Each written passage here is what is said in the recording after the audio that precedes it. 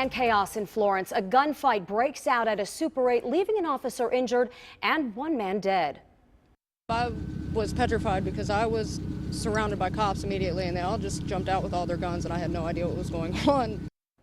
Just hours later, a person we believe to be the officer who was injured was walking out of the hospital on his own.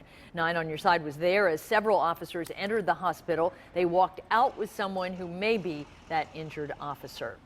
Good evening, everyone. 9 on Your Side covering breaking details since noon. This shooting causing panic for not just the hotel, but for nearby businesses. Yeah, plus the guests who were inside that motel watching this all happen. We're on your side right now. We have a team of reporters gathering the very latest at the scene on Dream Street and the surrounding area. Let's go first to 9 on Your Side's Jason Law with why that man opened fire on police in the first place. Jason. From what it sounds like, Florence police weren't expecting any kind of threat inside of this Super 8 here off of Dream Street.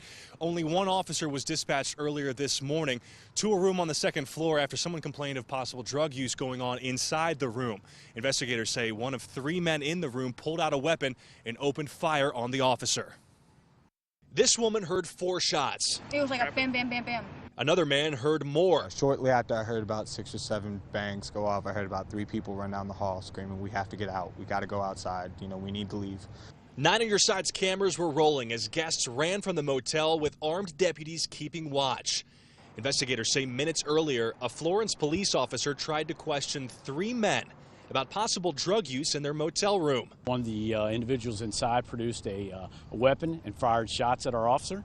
The officer was able to take cover and return some fire at the individual. Florence investigators say it's unclear if the suspect died from the officer's gunfire or if he took his own life. The officer suffered a cut on his head and is expected to be okay. You know, it's hard to tell. He had an injury to his head, and I'm not sure if that came from being shot or when he was getting out of the way of getting shot at. Probably one of the two.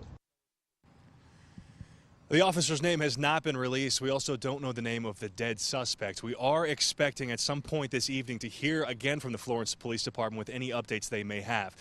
This hotel was full of guests. You can imagine just how terrifying that was. You're in your room this morning and you hear gunshots. You look out in the hallway and you see police running down the hallway to another room. It's just a horrifying experience.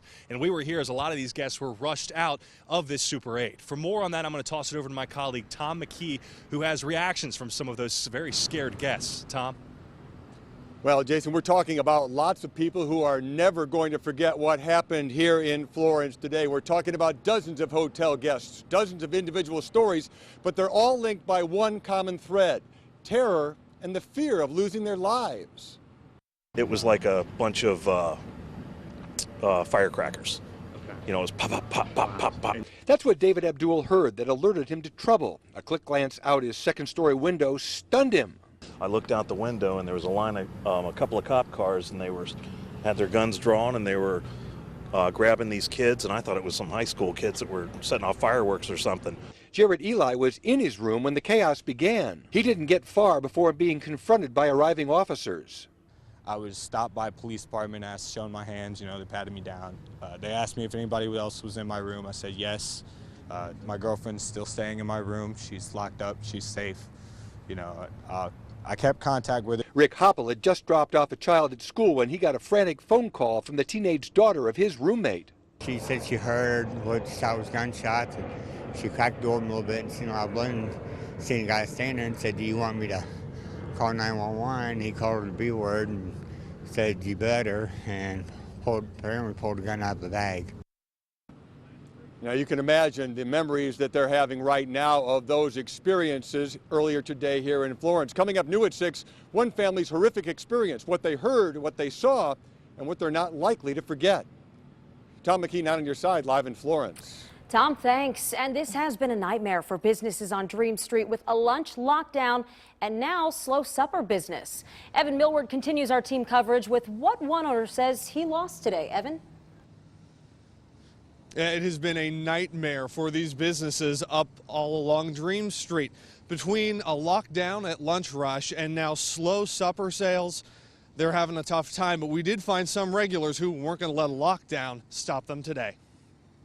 There's probably 8 of them here, and they're all, how are you doing? Is everything okay? Is everything over? Here's one that's kind of says it all: sex, drugs, and subs. You know, it's another super day on Dream Street. Reading texts and emails from his regulars, substation owner Mike Cardavellis hopes business here picks up. We're down about $600 on the day just for lunch. But it's not empty here at lunch. One of my favorite sandwich places, and I said, you've got to try it. It's the best sandwich in town. And do you agree? I agree. It's worth coming. These two weren't scared off by lights and sirens right outside the window. He said, should we stay? And I said, this is the safest place in town. There's like 800 police All the officers cops over are there. here. Safe, maybe, but also technically closed. Businesses here use handwritten signs to turn away customers for a while. There you go. Thank you very much. Another customer comes inside substation anyway. A lunchtime lockdown more or less lifted, but it might be too late. Depends on how much business is deterred from what has occurred here today. So could be upwards to $800,000.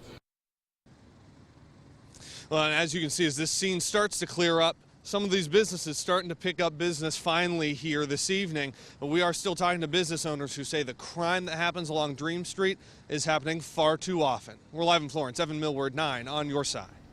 Evan, thank you. And once again, here's what happened today in Florence. An officer responded to the Super 8 for a drug complaint. That's when one man opened fire. That officer appears to be okay, but we are waiting for confirmation on that. Police say the gunman is dead. We'll have continuous coverage of this hotel shooting throughout the evening on air and on WCPO.com. New images at 5:30 and at 6. Other incidents reported at this hotel in the past.